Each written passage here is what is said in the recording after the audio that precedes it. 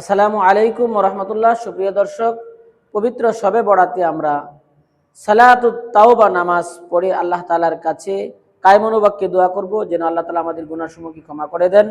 আমরা অনেকেই জানি না সালাতুত তাওবা, তওবার নামাজ, গুনাহ মাফের নামাজ কিভাবে পড়া হয়, কিভাবে নিয়ত করতে হয়। এটি সাধারণত নফল নামাজের মতো আমরা নিয়ত করব।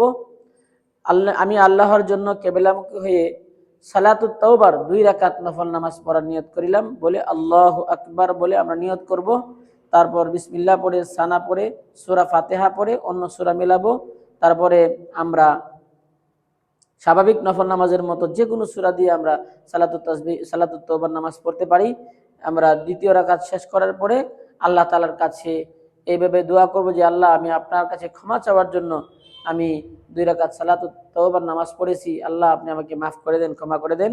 কায়মনোবাক্যে আল্লাহ তাআলার সামনে ওয়াদা করা যে ভবিষ্যতে আমি গুনাহ করব না, যে গুনাহ আমরা করেছি সেটার জন্য লজ্জিত হওয়া, ভবিষ্যতে না করার দৃঢ় প্রতিজ্ঞা করা এবং সাথে সাথে সব ধরনের পাপ ছেড়ে দেওয়া এবং কারো যদি হক নিজের উপরে থাকে অন্যের হক আদায় করে। এই 4টি শর্তে তওবার নামাজ পড়লে আল্লাহ তাআলা নামাজকে কবুল করে এবং আল্লাহ তাআলা ক্ষমা করে দিবেন। আসসালামু আলাইকুম ওয়া রাহমাতুল্লাহ।